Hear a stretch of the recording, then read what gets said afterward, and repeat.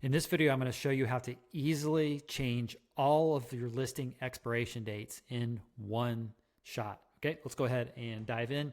So what we have here is we have two listings, just two test listings on a demo MyListing website.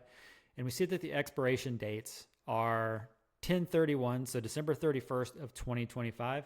So we're going to just for fun set this way into the future at the year 3000. So the first month and first day of the year 3000. And what we're using here is all available now on the club. I published it before this video. There's a guide and a code snippet. All right, so let's go ahead and grab the code snippet from the club website. We're going to jump over here into WP Codebox. And you can use whatever solution that you prefer to add code snippets to your site. Okay, so we're going to just create a new snippet. We're going to call it bulk listing expiry.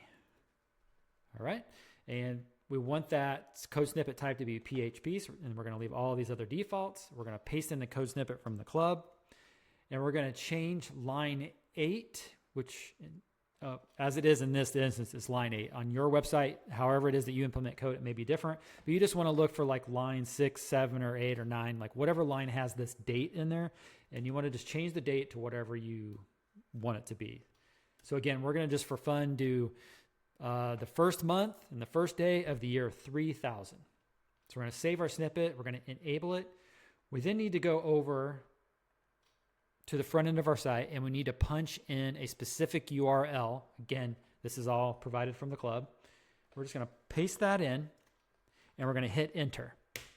After we do that, you should see a screen like this that says, hey, we've already parsed through all these listings, and we are good to go. So let's then go over to our listings.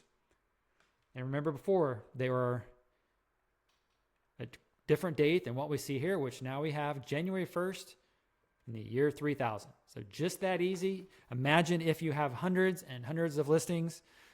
This is just a very simple and quick way to update all of those expiration dates. There's another code snippet in the club if you want to completely remove expiration dates altogether. So check that one out as well. Hope you enjoyed this video and catch you in the next one.